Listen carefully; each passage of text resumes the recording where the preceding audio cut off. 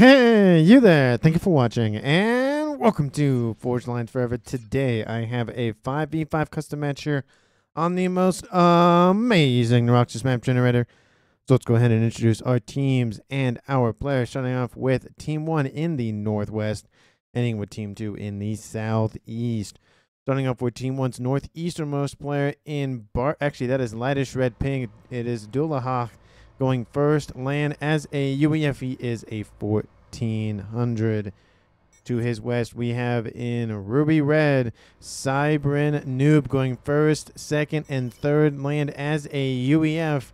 He is a 1000 rated player. I don't know if you picked that faction on purpose or if it was a random choice, but maybe he is a Cybrin in disguise. Maybe, maybe not. To his southeast, we have Nyx going first, land as a Cybrin. He is a 1400, and he is going first land. To his west in amethyst purple, we have Ninra going first land as an Aeon. He is also a 1400. And last but not least, here for Team 1, we have Berserk going first land as a Seraphim in Chevy Crimson. He is also a 1400. So for Team 1 side of the map, they have one of each of the factions with 2 UEF. So that means 1 Aeon, 1 Cybrin, 1 Seraphim, 2 UEF. And just as a reminder and note, Nyx, Ninra, Dulaha, and Berserk are the highest rated players on their team. They are tied at 1400 rating, with, of course, the last player on Team 1 being Cybrin Noob. To his southeast, of course, we have Team 2 starting off with the southwestern side of the map of Frost Monster going first land as an Aeon in Snow White. He is a 1200. To his northeast, we have an orange color orange Lil DK Lil going first land as a Cybrin. He is a 1300. To his southeast, we have in Pac-Man yellow Uek Gong. I'll probably call him maybe it's Zong? Maybe it's Zong. Going first air as a Seraphim, he is an 1100. To his north in Forest Green, we have Literal going first land as an Aeon. He is a 1500, the highest rated player on Team 2 and in the game overall. And to his north in Emerald Green, we have Easy to Kill going first land and then land all day as an Aeon as well. He is a 1400. So for Team 2 side of the map, they have a 2 Aeon, 1 Seraphim, 1 Cybrin, and 1 UEF. So the differences between these two teams are there are 2 players that have chosen chosen UEF for Team 1, and 2 players that are Aeon for Team 2. And for 10 players on the map, how much reclaim do they have to scoop up? They have 17,000 reclaim, which means in mass, which means they have 1.7k per player if everything was distributed evenly, which of course it never is. But of course it's easy to do the math that way. And on Team 2 side of the map, they have 1, 2, that's probably a dual mix, 3, 4 tri-mix positions, and I mean a little bit of spattering of mexes around the map on their side, but not really a whole lot. Again, a lot of no man's land over here, a little bit in the middle. There's a couple of mexes, and of course more no man's land over here. So both of our teams are going to have to invest a little bit more if they want to claim mexes further into their opponent's territory. And with that out of the way, let's go ahead and see where our players are headed off to in this game. We do have a couple of scouts outbound from Team 1's Nyx, going straight down the middle, going after a nice little engineer who's trying to just provide for his family and getting some reclaim. That little hunter takes out a nice little radar system that DK has built up. He'll lose a little bit of vision. He will lose his engineer as well. I do love that a mole is being, I don't know if he's doing the escorting or the scout is doing the escorting, but one of them is looking out for the other one and vice versa. What this allows, of course, Nyx to do is be able to see a little bit more, get some radar signatures visible to be able to send out targets for demolition. We do see him going to traveling, continuing southward to avoid the units that have been built for DK. And we do see that Nyx is trying to do the exact same thing now on his DK's eastern side, with DK distracted with some Team 1 land expansions, and they're sending a Mantis instead of a Hunter with that mole.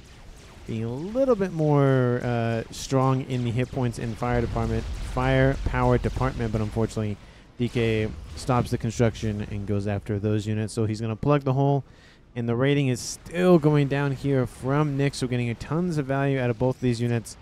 Of course, already killed off, let's see how much mass, 174 mass, almost 1,000 mass, because I'm used to saying either 100 or 1,000 or something. But again, 174, that's engineers and a radar. That's definitely worth it. We do see a little bit of disruption going to be happening here in Team 2's DK's base, but he'll probably deal with that here pretty quickly. There are a couple of engineers probably trying to reclaim. They will grab the hunter. The mole escapes with cloaking, but unfortunately won't be able to do much of that, and it does look like that engineer does scoop up the mole as well. We see a similar thing happening in the west with Team 1's Berserk trying to go around Frost Monster's comms position, but a couple of Thams kind of just sitting here aren't really going to do a whole lot. They provide a little bit of vision, but not really a whole lot. So I don't expect a huge amount to happen of this. We could see an engineer and a couple of mechs die, but besides that, there are reinforcements coming in all the time from Frost Monster's main base. This will probably be scooped up here pretty easily. In the north, more attempted raiding going down here from Easy. Going to be stopped by a couple of strikers. It is UEF versus Aeon Tech in the east. Easy, of course, a little bit lower on the hit point counts, but of course can build the advanced range. Aeon Sniper Commander Literal is here as well to assist.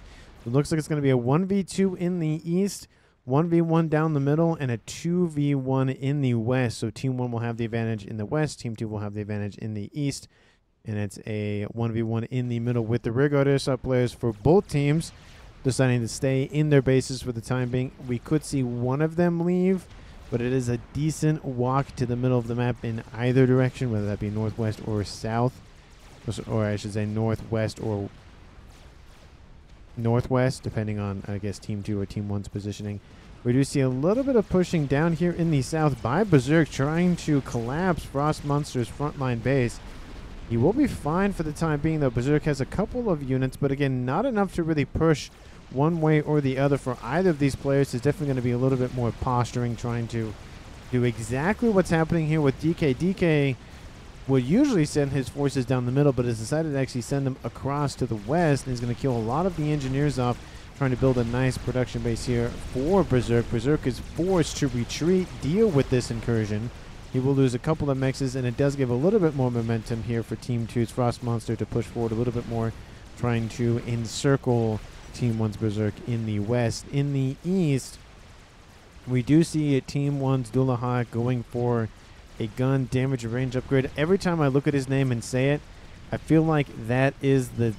If you've ever watched The Devil's a Part-Timer, he names his bike like Dullahan. I think it's Dullahan with an N, so maybe not.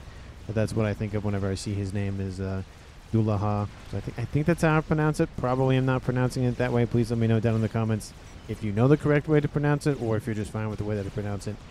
Regardless of the case, we do see a gun speed upgrade starting here for Little. He'll probably go for range after this, and I wouldn't be surprised to see Easy going for his upgrade here pretty shortly. Gun is almost done here in the middle for Team 2, and Nyx already has finished his gun upgrade. He's going to start pushing more to the middle of the map, but at the time he makes it here to DK, that gun upgrade will finish and essentially be just a numbers game here between these two players in the middle. Gun range has been started here for Ninra, and gun speed and range has been started for Berserk. Gun damage range has been started for Frost Monster. Looks like Team 1 has handled those forces outbound from both of these players on Team 2, and they're starting to look for a little bit more payback. But you can see some of the devastation has occurred on that front line. Game pausing, unpausing, pausing, unpausing constantly here, just because either people had to use the bathroom, dog was barking, something in the real world was happening, somebody ordered pizza and had to get it, whatever the case may be. I don't know if you could, you probably could eat pizza and play this game at the same time, but it's just one of those things where, if you could put all your commands on your mouse, if you have one of those like numbered key mouse that has like a bunch of programmable buttons on it, you could probably play this game with one hand. But it definitely is a lot easier when you can assign, shortcuts to, W, A, S, D, or Q, whatever. But you could probably do it. It would just be more difficult, in my opinion. But we do see Nyx fighting, trying to fight and push into DK's position, but DK is holding out for the time being. Bomber going to try to raid DK's position, but get denied. We do see a little bit more push outbound here from DK, so it's going to be a lot of fighting, definitely in no man's land, and Nyx actually going to retreat back to home territory. It looks like he's trying to draw DK further in, which means the mass from these units and possibly the obviously the comm doesn't drop mass. This is not bar. Could be closer to Team 1 side of the map, but I don't know if DK is going to continue to push. It looks like he is. He won't catch up to Nyx, especially if they both walk in a straight line. Comms walk the exact same speed, so there's no rushing to hurry up and catch up to their opponents. We do see gun advanced range has been started for Ninra, and gun speed and range has been almost completed for Berserk in the west. We did see something get fired off at Nyx's position, but again, looks like it's going to be a little bit more of a pincer attack happening here between the forces of Ninra and Nyx's forces and Comm. I don't know if DK is going to continue to push in. I don't think he should. I mean, he is going to essentially box himself into a nice little kill box area, so he's going to be very, very, not to say cautious, but needs to be aware that there are forces to his west if he isn't already aware.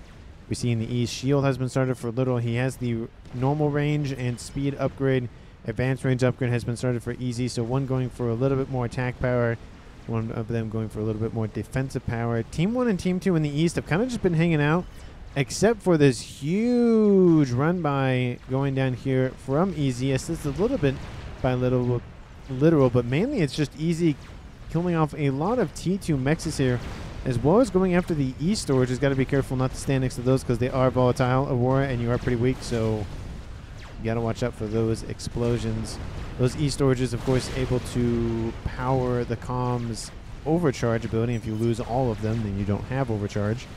Definitely a thing you want on the front line as a commander. And advanced range has almost finished off here for Ninra. Those forces and comm from DK do push in, and Nyx does not have any more upgrades on board the commander as well as DK, so neither of these players investing in themselves in terms of the comms besides just the regular gun upgrade. Nyx is in the yellow, but he's in the high yellows, and he's being assisted by a shield, which will cover the loss of hit points incurred from that attack. We do see in the west, Frost Monster is also in the yellow, but doing his best to try to force back Team 1's forces. He's almost at 1-star veterancy, so almost 10% more hit points and a little bit more regen on board. Nice little group of bombers on the western side. Just going to go after, outside, not outside, but auxiliary targets, being a couple of mechs or engineers or even a radar, just to do a little bit of damage, not necessarily game-breaking damage, but again, something is better than nothing. We do see a little bit of a counterattack outbound here from Team 1's Dullahan. Dullahan, unfortunately, is going to die by that ranged commander of EZ.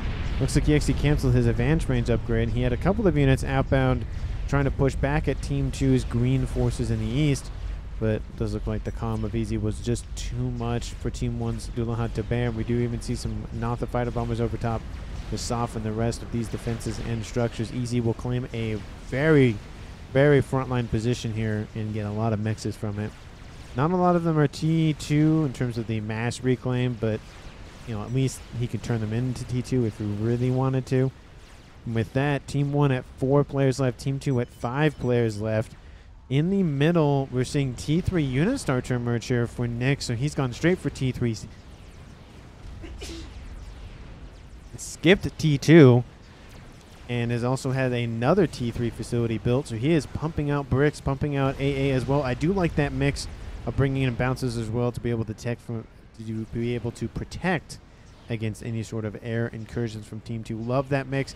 And we do see the comm of DK just being forced back by just one solitary brick and a bouncer. He could probably easily overcharge that if he doesn't have overcharge to kill the brick itself entirely. At least most of the hit points in one shot is better than nothing. So maybe he was just retreating to draw those bricks in. I don't really know, but at least it does give the mass a little bit more of a on Team 2 side of the map kind of feel. We do see that Ninra is starting to push on this western front here, where DK has put a couple of his forces, not really a lot of technologically advanced units, only T1s. We do see a couple of T2 asylums in the mix here. and some ascendance for Ninra. And he is pushing in. It does look like Berserk is actually going to shift his units around and avoid Frost Monster. But again, has to be aware that those forces can easily collapse behind them. So he has to be aware of just how much does he push in, how much does he retreat, how much does he kind of keep distance, that sort of thing. And not make it look like they're going for the same thing. But if they are, which they kind of are, but not really, we do see Ninra's commander going to push in with his advanced range. No speed upgrade, but advanced range commander against the frontline forces. Luckily here for him, there's not really a whole lot to push him back. We do see those crimson red forces outbound from Berserk pushing in, and at the same opportunity we see Berserk trying to go after Frost Monster's couple of PD, couple being one has been built, and Frost Monster will now be in range of that commander. A couple of shots have were traded between these two commanders, but unfortunately for Berserk, he only has gun, he doesn't have nano, and there is a triad shooting at him. So he will be forced back in the west. In the east, we just see the continual push from Team 2's Easy. He's going for shield now instead of advanced range. Probably a better bet just because he can survive a lot better with the shield upgrade. Especially when we see some bricks outbound from Nyx in the middle. He has to be very careful of any sort of being cut off from his reinforcements. And of course, just Team 2 in general. We do see that Literal has fallen back. He has advanced range, shield, and gun on board that commander. Gun speed specifically, and obviously advanced range. No advanced or heavy shield on board, but again, a shield nonetheless. It's 8,000 hit points. That's 8,000 more than he had earlier.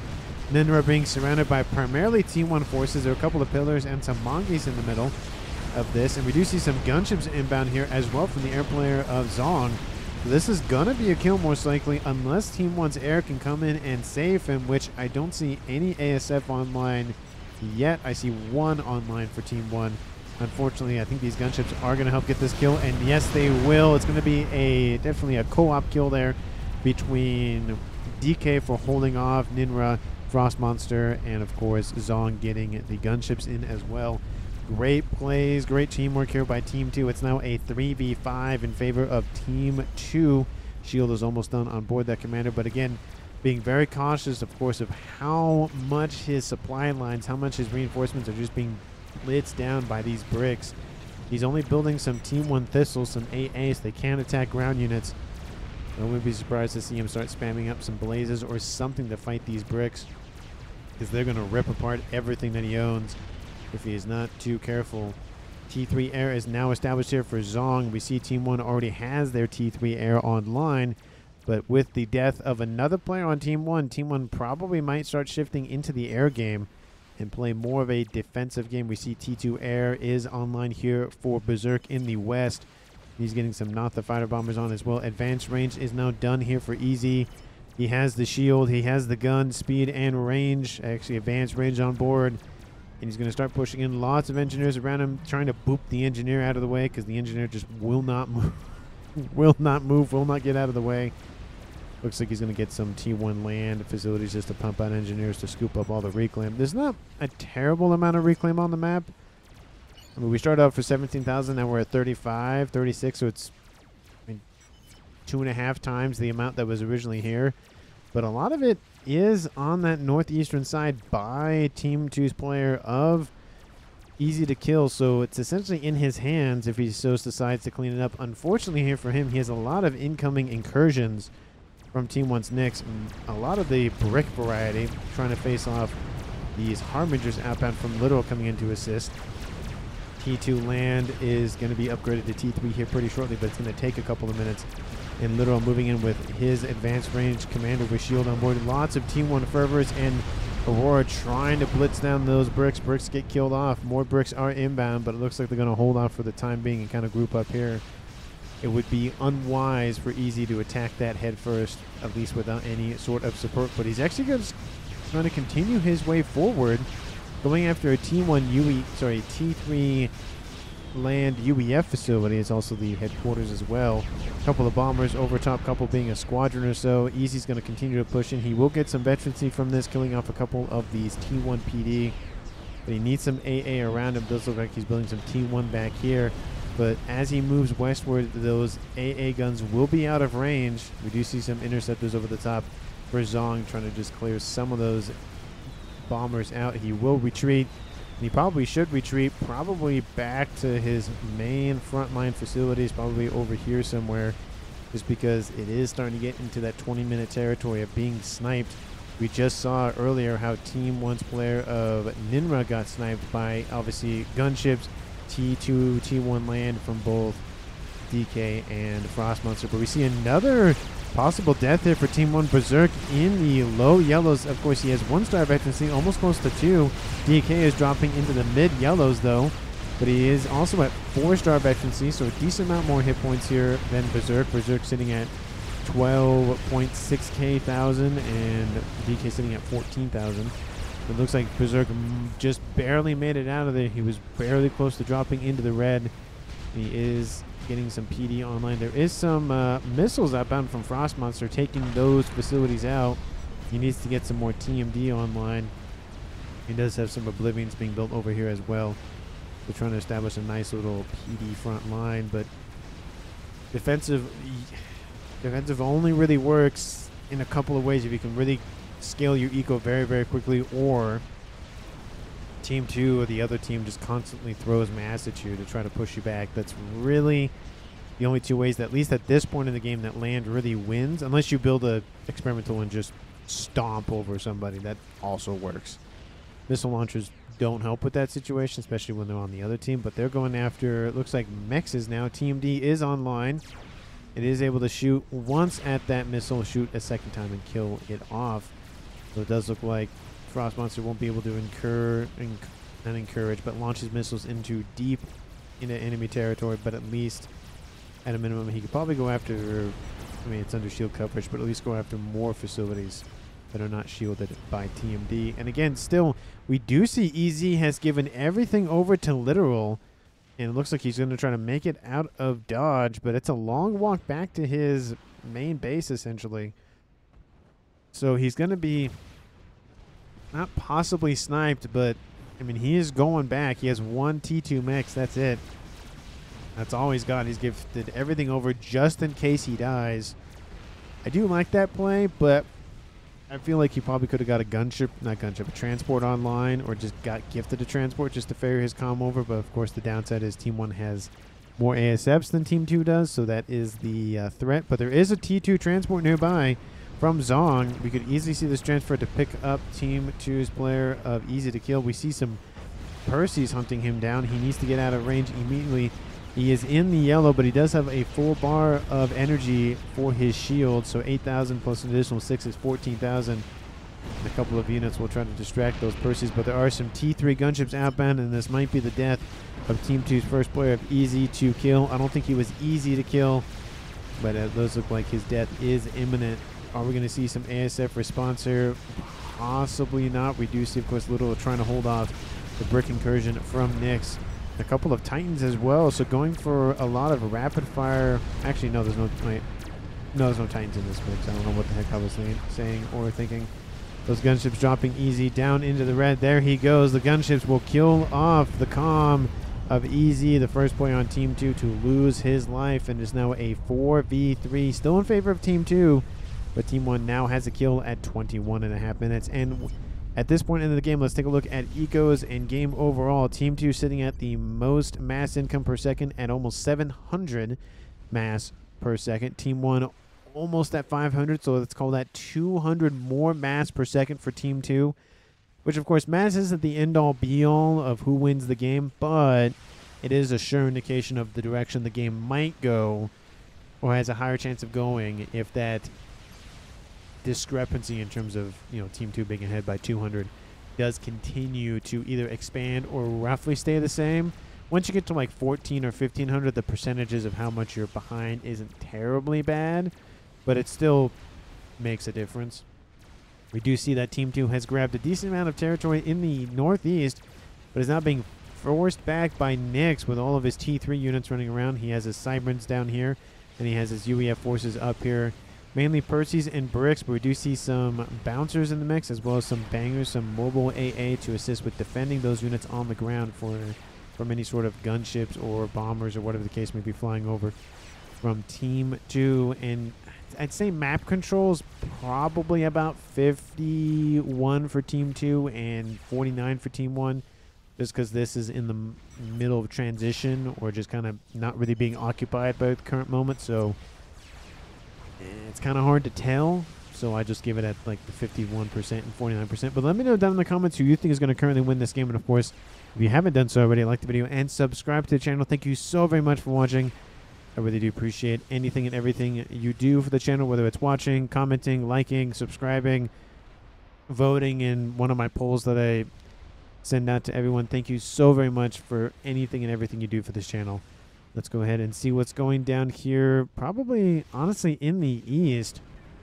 More bricks are being built up here. We could see those Perseus, which they have started to join this brick force.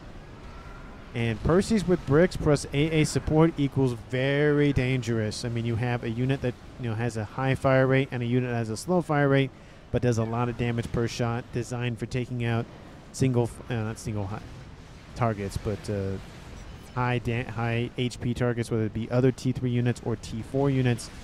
Especially with Team 2 building a experimental somewhere. I saw Team 1's Ninra making a comment about it. It was a GC, so that would either be literal over here, so it's probably in his main base. Yep, it's back here. It's in the green, almost at 100,000 hit points, -1, because they just won't give that GC that extra hit point. I am a UEF main, but I will still just say hey, or try to promote the 1+ HP for the Galactic Colossus, because I like round numbers, and seeing 99,999 is very annoying to me.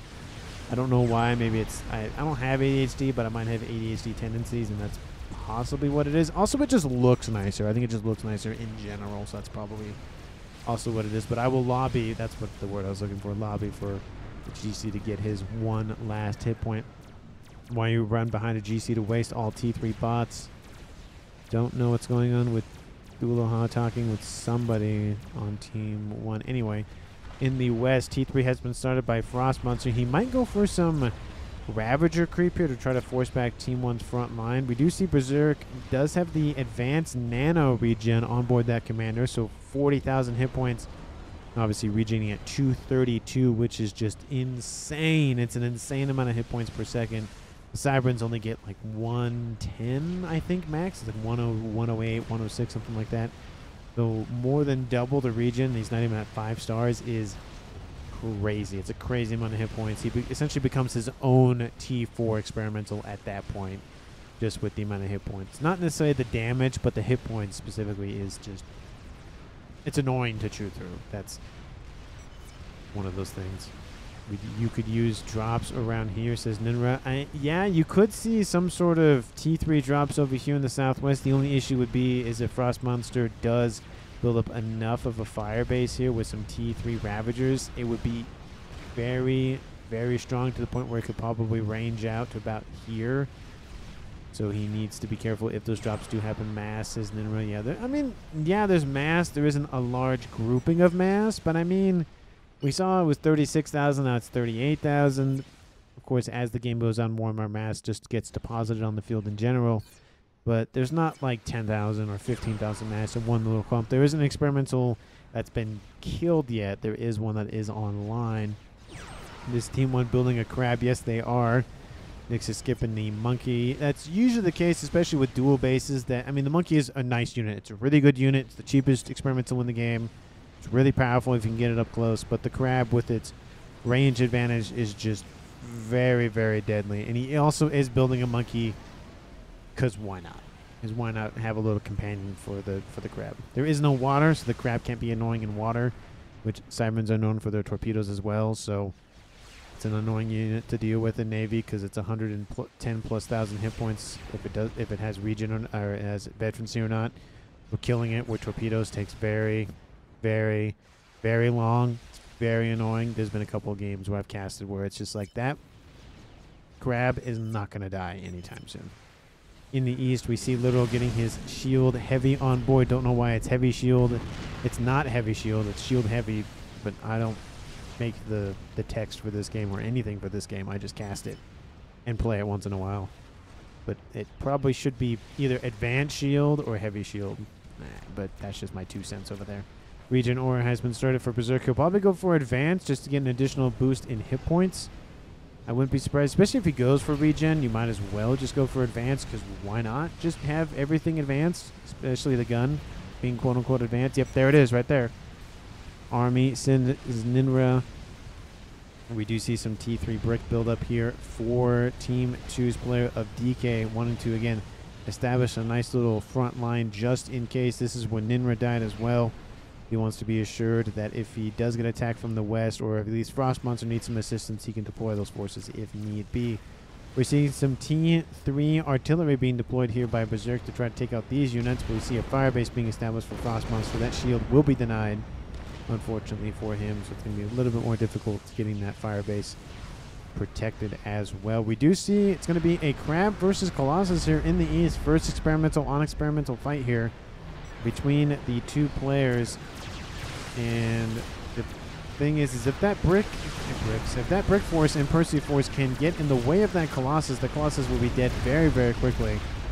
And of course, it's going to use its suction arms to be able to take out a couple of units pretty quickly. But again, you can see all of the fire just going down on that commander. Just those T3 bricks are deadly, deadly against that Colossus. That Crab has barely lost any hit points, won't even drop into the yellow, or just barely will.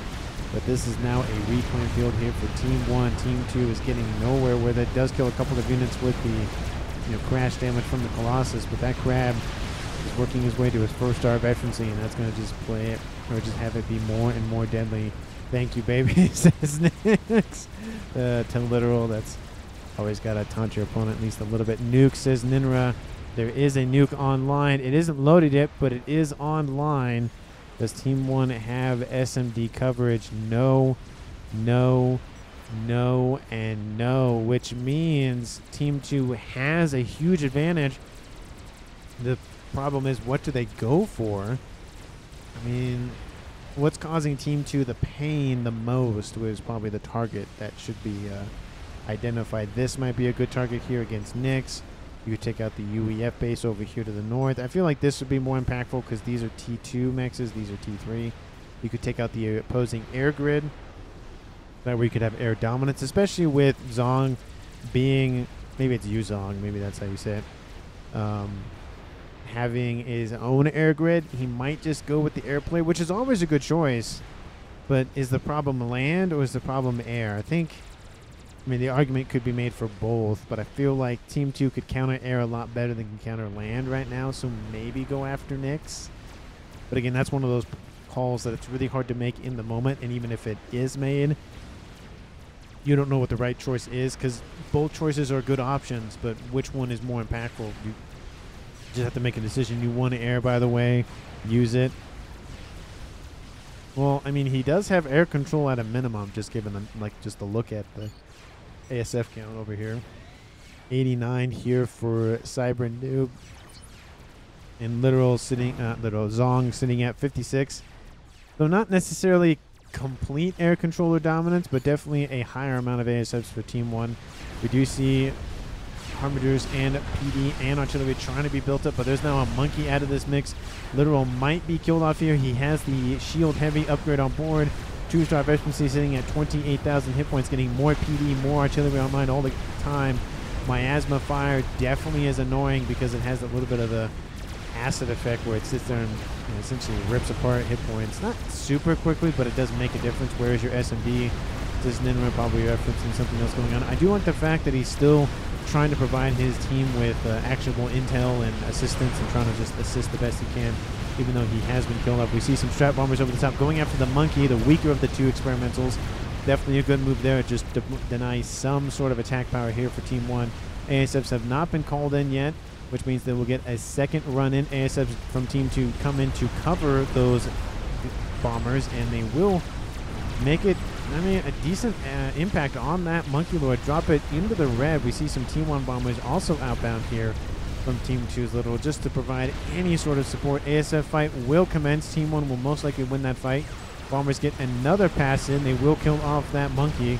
And more bombers, I think, are being added to the pile here. I see. Oh, I guess it's the same force anymore. Team 1 has now air dominance in this game.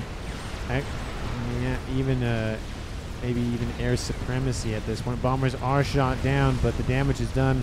The Megalith, unfortunately for Literal, is in range. Literal is trying to get out of its line of sight, essentially. It's trying to make it behind this hillside. We can see that Megalith has lost sight of the comm just barely. We do see ASF's going to fly over once again. The comm is going to be targeted by Team 1's Nyx. He's going to go after the Colossus, actually retreating. The Colossus needs to engage immediately. Colossus is going to be a nice distraction here for that comm, to get that comm out of range. That Percy gets pulled immediately away from that commander. We do see that Colossus getting some nice value. It probably will kill off that crab, if not get very, very close to it.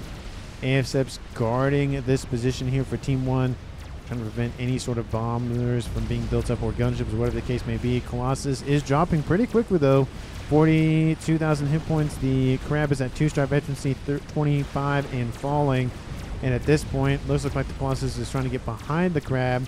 Unfortunately, the crab can turn around, and it does look like the crab will kill off that Colossus. Crash damage won't kill off the Megalith, but it'll get it pretty close. Artillery was firing over here as well. There is a Monkey Lord as well online here for DK. You see those bricks coming in, try to deny the Colossus expansionary efforts here from Literal. All that Monkey Lord has to do is get in range, and that'll be the death of that Megalith here for Team 1's Nyx. Team 1's Nyx has done a very good job in forcing his way forward, getting a lot of territory back here from Team 2. In the west, we see a chicken online here going after Frost Monster's commander. Strat Bomber's also online here for Team 1. Outbound here from Cybran Noob going after that comm, but that comm is going to die to a chicken. Percy's trying to come to its aid. Unfortunately, cannot kill it off in time, and most of them die to the explosion from the comm. And that is going to be a kill here from Team 1, dropping this game to a 3v3. Literal does make it out of range, and that crab does die. So he will be fine for the time being, but this is a huge win for Team 1. Those look like Ninra saying go home and build Sam's. Probably talking to probably Berserk, because he is on the front line. He has a decent lineup here in the west. I don't think Team 2 is going to try to attack from that vector. If anything, they'll go actually straight down the middle. It's a shorter distance between 2 points, and just the fact that they're already doing that right now. That's probably going to be the way that Team 2 attacks, at least on land. We do see an SMD has been built and has been loaded by Team 1's air player of Cybran Noob. SMD has also been loaded. Team 2, did you have that nuke loaded? No, you did not. You didn't put as much of a priority on it. And it's given Team 1 the ability to build SMD coverage, and actually on almost every location. You see an Harbinger over here to the east. It will get shot down. It will get destroyed. That does look like it distracted just enough to help Literal on that eastern side. A lot of stuff happened there very, very quickly. We had almost 2 deaths for Team 2, 1 confirmed death for Team 2. And air control is now in the hands of Team 1. We see those Strat Bombers starting to roam around the map. Song builds an experimental. What is it? It's a chicken.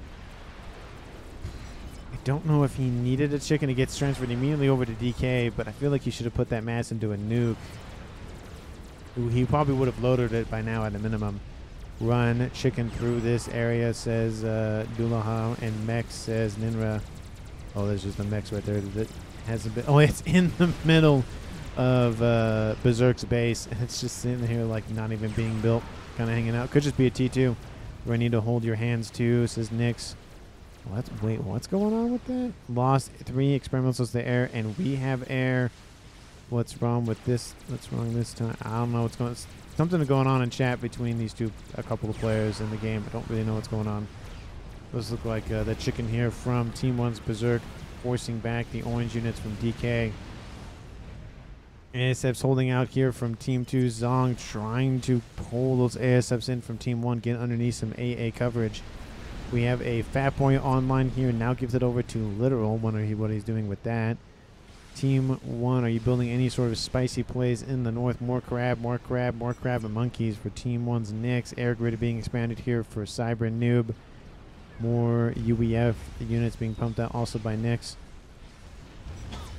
There's something going on in chat between players on Team 1 and Team 2. Wow, wow. Okay, you guys, I get it.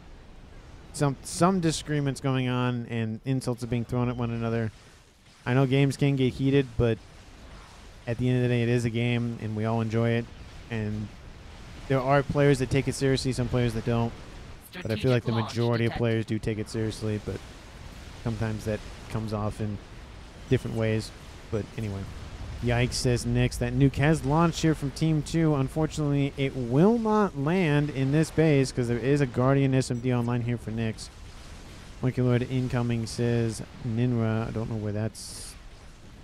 Oh, right there, maybe? Yeah, right there. That nuke. Is it going to go after the land units? That would be very interesting, but it's not. It's going to continue to sail over, go after the crab-producing base, but that's going to be shot down immediately by that SMD. Fat Boy says DK. It's still being pinged and handed over to Literal. We do see him in the east. Maybe he's going to go for artillery. He's going for mass fabs as we speak, just to scale his eco a little bit more.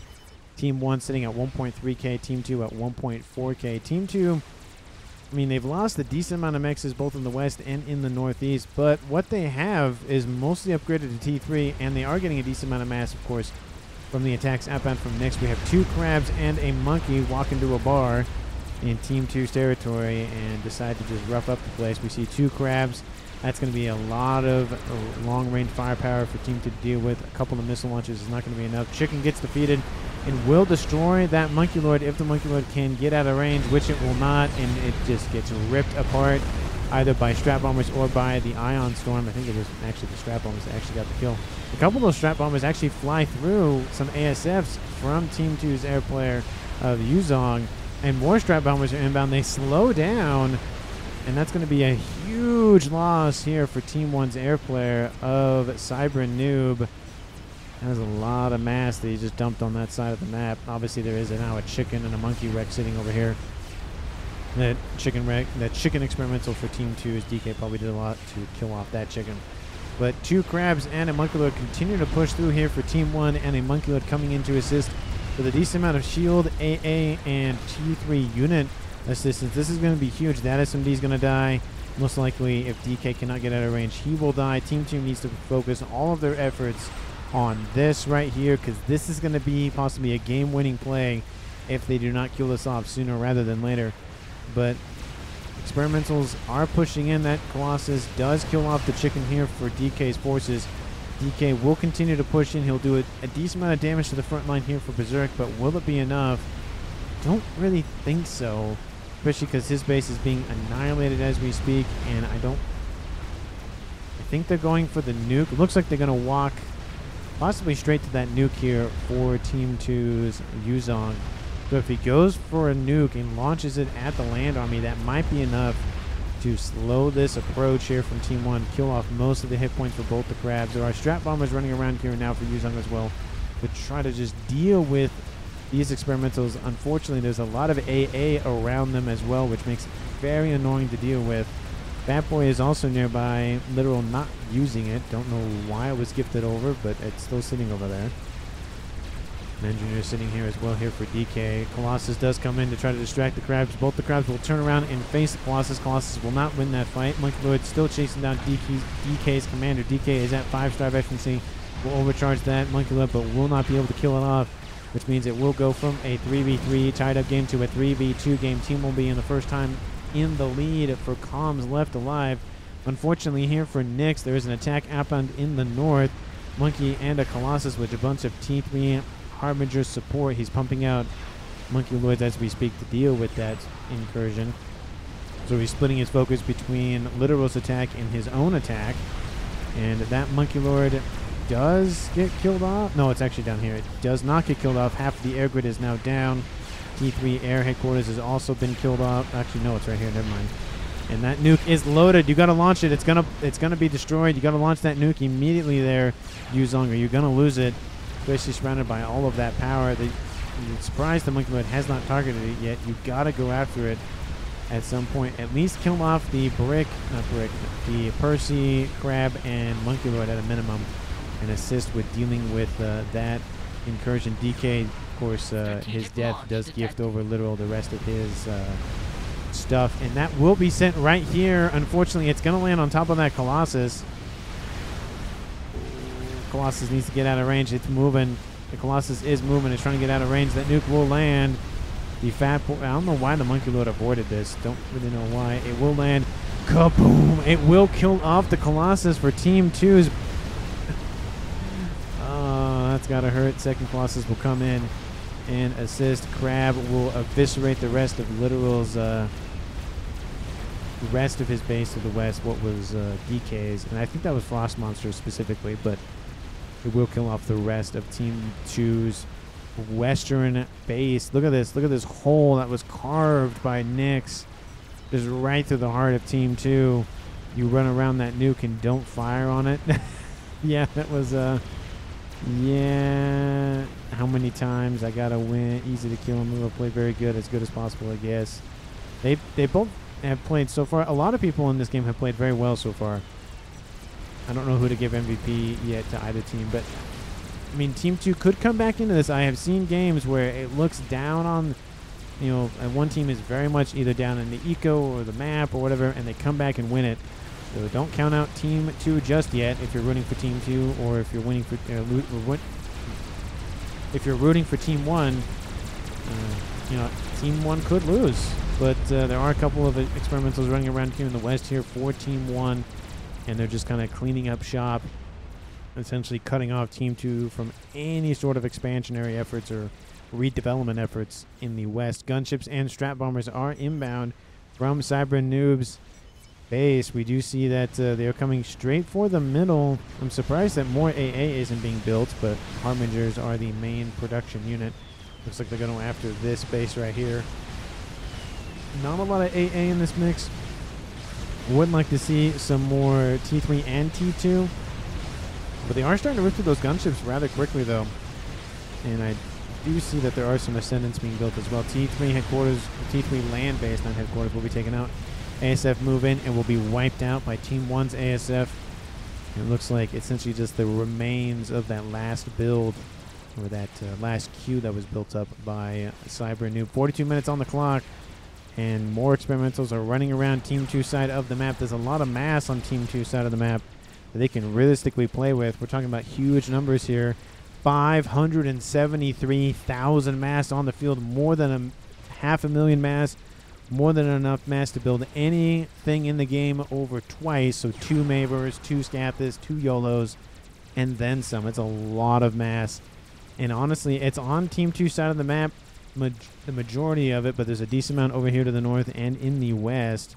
There's a ton of mass down here, just from the destroyed structures, and of course some experimentals that have died over here as well. 2 Colossus chasing down a crab. I don't know if the crab is faster than the GCs. I think they're about the same speed, if I remember. I don't remember off the top of my head what is faster. I don't think it'll give me... It should give me movement, right? Speed 2.4, and Nyx's crab 2. So eventually the GC will catch up to the crab, but it will take a little bit, especially if that crab has an advantage. But 2 Colossus versus 1 Colossus and 1 crab. I feel like Team 1's Nyx and Berserk might have it, but there is some T3 support here as well. So it's going to be close, especially with that crab almost at 50% hit points, and the Colossus just now destroyed. More Harbor just coming into the mix, and now there's a chicken up here to the north for Team 1's Berserk as well. Just constantly just throwing stuff at Team 2. That could be Team 1's downfall if they're not careful enough. Of course, more experimentals could just flood Team 2's base and call it a day. But there are wrecks everywhere. Team 2 needs engineer, reclaim operations immediately to really take advantage of all the mass that's on their side of the map. At this point, either it looks like he's building an air grid, and it looks like he's probably going to build some shields in the middle to be able to protect all of it. I'd like this template right here. Of course, you don't get the mass adjacency bonus by having a PGen assisting 4 facilities, but if you put a shield in the mix as well, it does a huge amount of work to be able to protect what you have built. So again, you're suffering efficiency for more protection, and in this case, he needs probably more protection than efficiency, just because he's lower on this, obviously the mass income and all the case may be. Another nuke outbound from Yuzong. It's going after this base. SMD is loaded. It will be denied. The SMDs have been built, more of them actually all around the map for Team 1, besides up here, but there's also an SMD here, so it should cover any sort of approach. Nuke launcher online here for Team 1's Berserk. Gonna have some fun with some nukes as well. Looks like Team 2 has fixed their bleeding issues here from Team 1. So there is another group of units. Most of them are AA. And I think there's a couple, actually no, I think all of them are AA or shields. There's some deceivers in the mix. This is what Team 2 can see. They can see the units, so those deceivers aren't deceiving anybody. But there is a couple of monkeys and crabs inbound here. Team 1's Nyx is just going to go the experimental route and call it a day. And there's still conversations in chat going on between a lot of these players on whatever the heck's going on. I'm not, again, sometimes it's nice to like read the chat, what's going on, but sometimes when it just gets spammed out really quickly, it's really hard to get a sense of what they're really talking about. The benefit that everybody here has watching is that you can actually pause the video and rewind the video and go back. I can't rewind a cast. I feel like I should rewind a cast. That'd be a huge feature, so I could just be like, oh, I missed that kill. Let me rewind like a minute and then watch what happened. No, I had to like, you know, end the video or end the cast, restart it, then get back to that point. I really want a rewind feature. That'd be really, really awesome, but it has not yet to materialize. So those are the two things that I'm kind of lobbying for, is a rewind function for casts and the GC getting 1 additional hit point. That's it. Not 10, not 100, not 1,000, just 1 hit point. That's it. That's all I want GCs to have, is 1 more hit point. Another GC has been built by Little. He has to pump them out. Nyx is just going to throw mass onto his side of the map. It's essentially almost turned into a survival game, as how long can Team 2 last, and Team 2 can, if they can pull this out. They still have a nuke, very useful, and they're getting their air nice and expanded here. Actually, they might start to rival Team 1's air, but that's going to be a problem for Team 2 if those gunships get anywhere close over here. There's not a lot of AA coverage. They could easily go for the nuke. The shield is down, so it's an easy kill on that nuke launcher. Looks like those experimentals are being goaded into attack. They're getting closer and closer to this artillery and PD base. Another Colossus is built. There are 4 GCs versus 4 monkeys and 2 crabs. Just all the experimentals on the map, essentially just throwing their weight at one another. Storm the gates. Monkeys being blitzed down very, very quickly by those GCs. The first crab has been, not the first crab, the first monkey has been defeated. The first GC has been defeated, but is now being assisted by another GC here pretty shortly. Second GC will go down before the second monkey goes down. The favorability for the DPS is really favoring Team 1. Of course, they're chewing through 2 crabs hit points as well. There's a lot of firepower. Those gunships actually going after the comm of Literal. They didn't go for the nuke that I thought they would. And I think Literal might survive. Oh, it's going to be close, but I think he might survive. The shield might die, but those gunships will die as well. He has heavy shield on as well, or shield heavy, excuse me, not heavy shield. The artillery and the PD base take out the crab, the last of the monkeys. I keep saying crab, but there's another crab inbound here from Nyx. He's just going to drown Team 2 in mass at this point. And it's just going to, with the weight of all the reclaim and all the mass, stomping on his doorstep, there's only so much that Literal can do. But he held off against a gunship, a snipe attempt. Love that.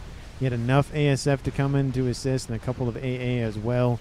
He's pumping out GCs as fast as he can. Crab is losing hit points actually realistically quickly. The artillery is really chewing through those hit points, but it looks like with the shield down, it's only going to be a matter of time between Literal is just forced to either resign or dies. And don't run in the pods with mega equals distance weapon. Oh, I think he's talking about just don't throw the megaliths in, just keep them at range. Monkey coming to assist, crab coming to assist. This is a lot of mass just sitting on the screen right now. Let's see, how much is on Team 400,000 mass on Team 2 side of the map.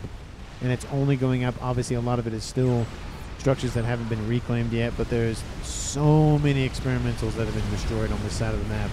If Team 2 can just hold out long enough, They might be able to build up enough, but Team 1 is outproducing Team 2 1.4K to 860. And like I said, it's only going to be a matter of time. It's like watching blind and deaf people play. No, I don't think it's that. Team 2 is doing a very good job of defending as best they can. Chicken coming in to assist from Yuzong. Strap Bombers coming in. They're going to go after Literal's commander. ASF's going to try to shoot them all down. Will this be Literal's death? He's going to try to dodge. Oh, no, he doesn't. All of them essentially landed at the same time. Literal has been defeated by Berserk and is now a 3v1 game with Yuzong being the last remaining player on Team 2. Like I said, I think it's only a matter of time for Team 2 to just succumb. It's just they lost so much, and just that slicing attack outbound from Nyx really just collapsed Team 2's essentially central command and communication, everything. It just kind of threw everything into disarray. I mean, when you have so many experimentals, so much reclaim, so many attack vectors from the other team coming in, game could be ended long time ago. I mean, possibly, but I don't know. I can't really say one way or the other. Air grid will be destroyed here for Yuzong, which was once belonged to Literal. And ASF still putting up a good fight here for Team 2. Team 1 cannot build enough ASF to fight Team 2, or at least it's kind of been Team 1 gains advantage. They throw something at Team 2. Team 2 gets the advantage. They hold it, and they've held it for a while now. RAS being built here on Yuzong's commander just to pump out as much eco as he can. But 2 monkeys, and that Colossus is standing up. Strategic launch. I don't think that's how that works, and it does look like Yuzong just control Ks, just says, okay, it's done. The game is over. I'm done. And that is a victory here for Team 1. MVPs, I feel like Nyx, I mean, just that one attack, just straight down the middle, essentially put Team 1 in a position where Team 2 was so much on the back foot. It was just send, send, send, send mass until Team 2 just succumbed under the weight. I did like, of course, the use of strap bombers by both teams and trying to defend as much as they can, or attack in some instances, but I think Nyx going for heavy experimentals and heavy T3 units, especially killing off Easy, or assisting killing off Easy in the east, and that attack against Literal's base and Easy's base in the east definitely shaped things for Team 1. Of course, Berserk in the west did a very good job in holding off Team 2 in the west, but I feel like Nyx overall did, I think, a more impactful part of the game in terms of Team 1's victory. But let me know down in the comments if you felt the same way or not. And, of course, if you haven't done so already, like the video and subscribe to the channel. Thank you so very much for watching, and I will see all of you in the next one.